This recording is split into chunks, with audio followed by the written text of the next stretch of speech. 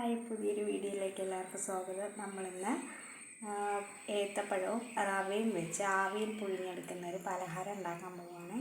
അതിനുവേണ്ടി ഏത്തപ്പഴം ചെറുതായിട്ട് കട്ട് ചെയ്ത് പുഴുങ്ങി വെച്ചിട്ടുണ്ട്. പിന്നെ കുറച്ച് ശർക്കര, പിന്നെ റവ മാവ്, പിന്നെ കുറച്ച് തേങ്ങാപ്പാൽ. അപ്പോൾ നമുക്കിത് എങ്ങനെ ഉണ്ടാക്കുന്നതെന്ന് നോക്കാം. ഇനി നമുക്ക് നമ്മുടെ ഈ ശർക്കരയിലോട്ട് തേങ്ങാപ്പാൽ ഒഴിച്ച് കുറച്ചായിട്ട് ഒഴിച്ച് നമുക്കിത് അലിയിച്ചെടുക്കാവേ.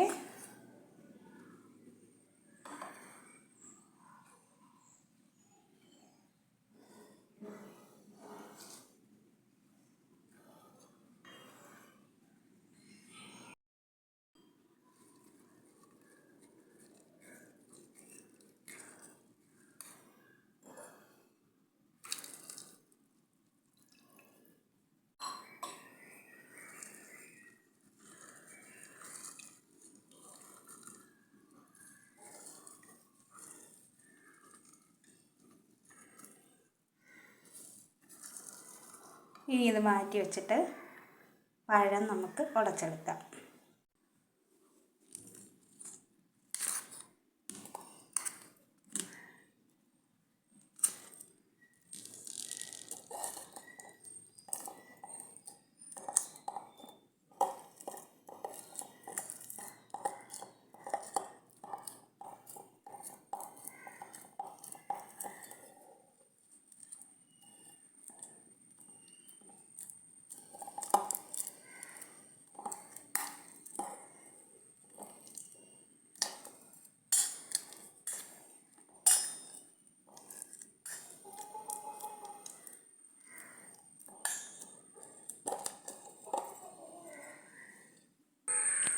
നമ്മുടെ പഴമൊക്കെ നമ്മൾ അടിച്ച് എടുത്തിട്ടുണ്ട്. അടിച്ചല്ല, നമ്മൾ ഉടച്ചാണ് എടുത്തത്.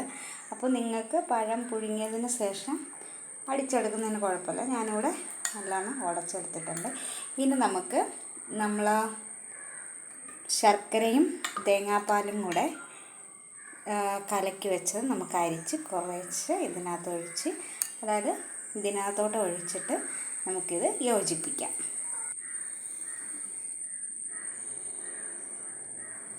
നമ്മൾ കുറച്ച് ഒഴിച്ച് അരിച്ചാണ് ഒഴിക്കുന്നത്.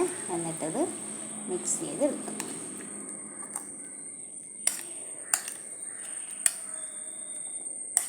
നമ്മുടെ പഴം നല്ലവണ്ണം ഉടഞ്ഞില്ലെങ്കിൽ കുഴപ്പമൊന്നുമില്ല കേട്ടോ.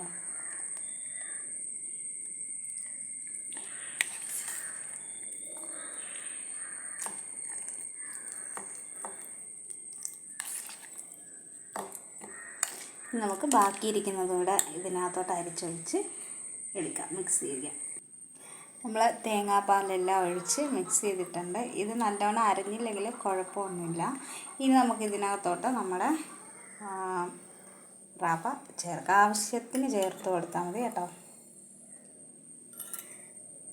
ഇത് മിക്സ് ചെയ്യാം.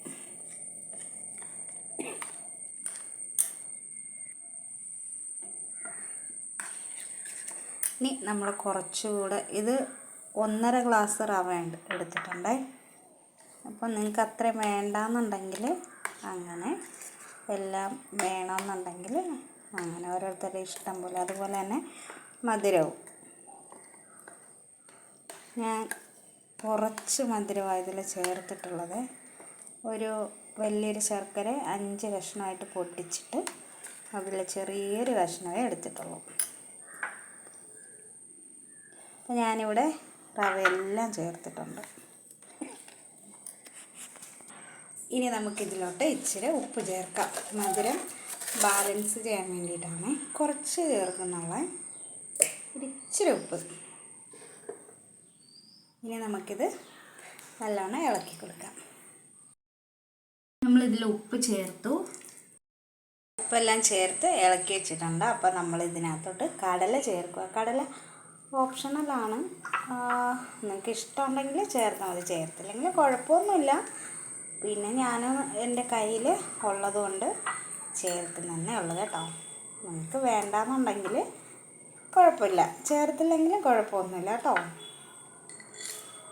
അപ്പോൾ നമുക്കിത് ഇളക്കി കൊടുക്കാം. ഇപ്പം നമ്മൾ കടലയെല്ലാം ചേർത്ത് ഇളക്കി റെഡിയാക്കി വെച്ചിട്ടുണ്ട്. ഇനി നമ്മൾ വേറൊരു പാത്രത്തിലോട്ട് മാറ്റി നമ്മൾ ഇഡലിത്തട്ടിൽ വെച്ച് ആവി കയറ്റി എടുക്കുക ചെയ്യുന്നത്. അപ്പോൾ നമുക്ക് വേറൊരു പാത്രത്തിലോട്ട് മാറ്റാവേ.